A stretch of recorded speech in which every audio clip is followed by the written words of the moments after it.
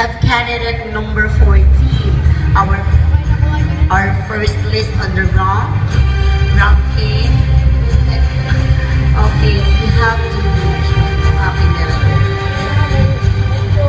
You pick judge number 7. Judge number 7 it is. This is 13. Hi, good morning. Good morning. Alright, this is my question. Which do you prefer to become a leader or a follower and why? Ladies and gentlemen, good evening. I have asked that, or I have a choice if I would be a good leader or a follower. Ladies and gentlemen, I would rather choose to be a follower. Why? Because everybody says, and also I strongly believe that you must be a good follower first to be a good leader. Thank you. Thank you very much, candidate number 14. Okay, very well said. Let's move on to our next candidate. Candidate Number 7. pangalawang tinawag. Please move forward. Ayan. Number 70. Pick one.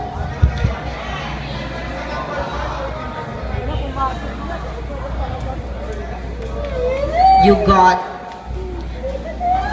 judge number. No, it's judge number 10, I think. Judge number 10.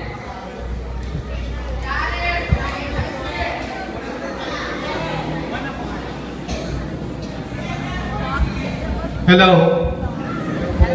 How do you feel this morning? Kinakabahan po ng sobra talaga. Alright, I love your gown. It seems different as compared to the other gowns wear by the candidates. So this is the question. Ano ang magandang maidudulot at hindi magandang maidudulot ng pagkakaroon ng ganitong uri ng paligsahan? Maraming salamat po. Para po sa akin, ang magandang maitutulot ng ganitong paligsahan ay nakakapagpasensya ng mga tao. Ang hindi magandang maitutulot ng ganitong paligsahan, siguro sa mga bata. Thank you. Okay, thank you very much, candidate number 17. Let's proceed to our next candidate, candidate number 4. You are the third.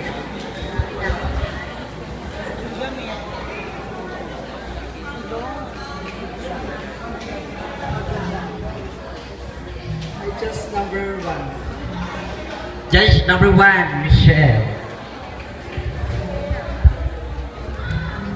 Good evening, candidate number 4.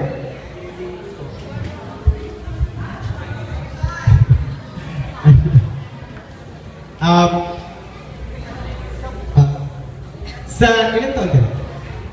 18. Sa 18 years ng buhay mo, kung bibigyan ka ng chance na balikan yung isang part doon, ano yun at bakit?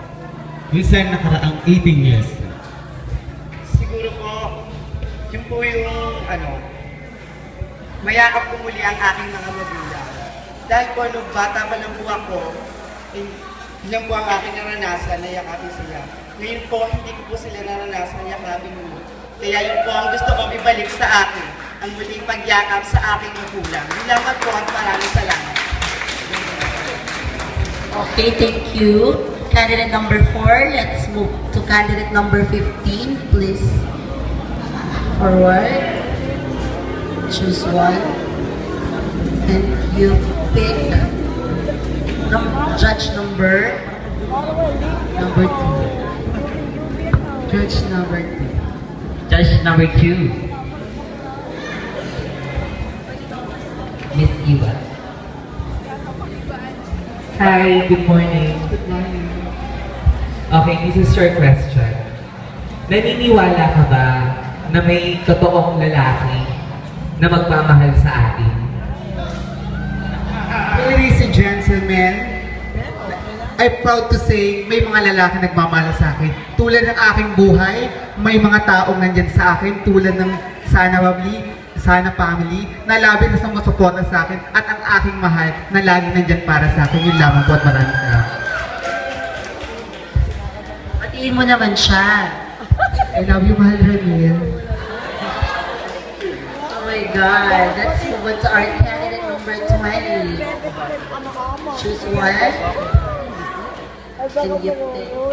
I think judge number 4. Number 4. Good evening, Mom. Hi. Opo. Ito. If you win as Miss A Pag-asa 2014, what can you contribute to the society? Thank you for that very interesting question, ladies and gentlemen. But before I answer that, I would like to thank for all the panel for picking us one of the 10 semi-finalists of this competition. The question goes something like this. If I win the Miss K Pag-asa 2014, what should I do? Well, ladies and gentlemen, I am not totally a resident in this municipality or in this barangay. But if I given a chance to win this night, the crown that you given to me is I will not put into my head, but definitely I will put into my heart and into my soul by becoming a good role model, not only for being homosexual, but for being a human. Thank you very much. Very well said, candidate number 20. And let's move on to candidate number 6. Yan, pili ka, girl.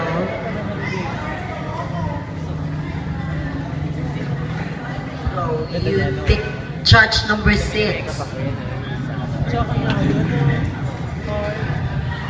Hello, candidate number 6. Hello. Okay, so this is your question. You are Mapita-Kenya, right? Yeah? Okay, so as a youth, what can you do to promote our town, Mapita? Well, as a youth, as we all know, being a gay, I have all intellectual capacity with the skills and abilities to conquer whatever the world has offered to reach the victory. In believing God, as we all know, God doesn't give you the people you want, but instead, He gives you the people you need to teach you, to hurt you, to love you, and to make you the way you should be. Thank you. Okay, thank you, candidate number 6. Let's move on to candidate number 16.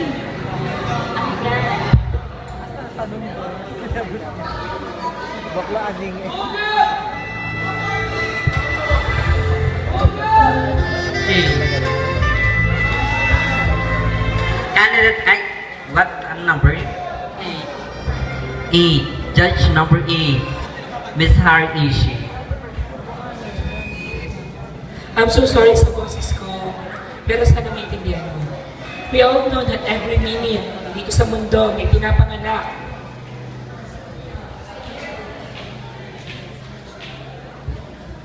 Cuando si Ted Nelson, Charinjo, alam nga natin na dito sa mundo may pinapanganak kada minuto, na mayroong mga normal at di normal. Ngayon kung ikaw ay bibigyan ng pagkakataong muling ipanganak sa susunod na henerasyon, at ikaw ay magkakaroon ng kakulangan sa iyong pangangatawan o kapansanan, ano ang pipiliin mo at bakit ang maging isang bibe, bulag o bingi? Ano na lang po, bulag. Ano yun? Bulag. Bakit? Upang sa ganon, kahit ako'y bulag, hindi naman po masama ang isang bulag. Kung hindi naman po, kung hindi nga po siya nakakakita, dahil mga wala siyang nakikita. Sa ganon, siya po ay sa panrinig lang po siya nakakaintindi. Yun lang po, thank you. Thank you, candidate number 16. Me as well, I would rather than to choose to be a...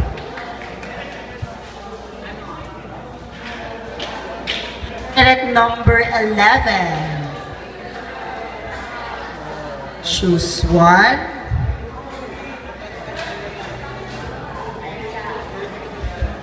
I choose judge number 7. Judge number 7. Again? No.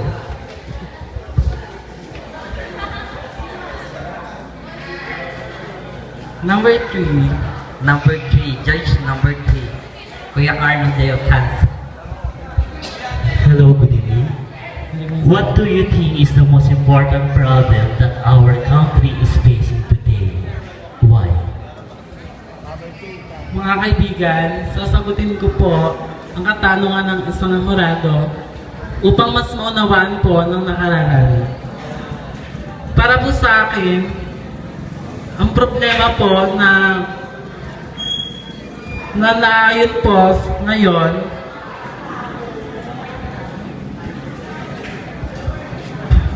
Pardon, sir. Okay. Ano sa tingin mo ang pinaka-importanting problema na kinaharap ngayon ng ating bansa at bakit? Mga kaibigan, ito po ay ang kahirapan.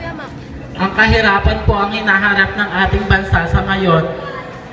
Halimbawa po, ang bagyong Yolanda. Isa po ito sa sumira sa kabuhayan sa ating bansa. Ito rin po ang pinagmulan kung bakit maraming tao ang naghihirap at ang naninirahan sa kung saan-saan po nating mga lugar. Yun lamang po at maraming salamat. Thank you, candidate number 11. Okay, let's move on to candidate number 9. Okay, choose. Judge number 9. Judge number 9 is Miss Barbie. Good morning. Good morning. This is your question. What do you think is the most powerful element in the earth? Fire, water, air, or earth, and why? Bago ko po sagutin ang napagandang katanungan, nais ko mag-iwan ng isang kasabihan, ang pagsagot sa isang katanungan ay hindi nababase kung ito ay Tagalog o isang English. Basta po, ito po ay nagmumula at nanunuot dito sa ating puso. Sasagutin ko na po ang katanungan na binigay sa akin ng Judge. Ano daw po ang pinaka malakas na elemento dito sa ating mundo? Para po sa akin, ang pinakamalakas pong elemento sa ating mundo ay ang hangin. Bakit? Alam naman po natin ang hangin ang sumisira at sumisira ng mga kabahayan at mga kabundukan natin at mga nakakamatay ng mga tao. Yun naman po mga sa. Okay, this cat number 9. Thank you very much. Let's move on to our last finalist. Miss, what's your name again? Patricia Mian, but Obi. Janine Tagalan. And of course, your last judge. Judge from the Judge number Tourism 5. Officer of Tani Laguna. Hello, good morning. Good morning, sir. My question is, kung papipiliin ka, anong pipiliin mo? Ang makita ang hinaharap o balikan ang nakaraan at bakit? Well, if I will have, thank you, sir, for that wonderful question. If I will have given a chance to choose between balikan ang hinaharap o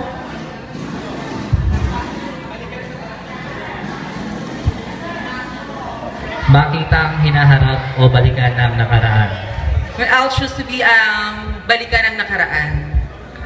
Because napakadami ko pong kasalanan at problema sa nakaraan na gusto ko pong sana'y mabago.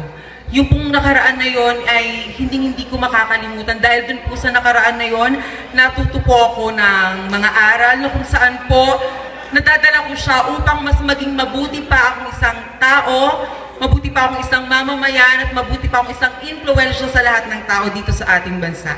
Hindi lamang po para sa ating bansa kundi po para sa buong mundo. Salamat po. Thank you very much. Okay, thank you very much.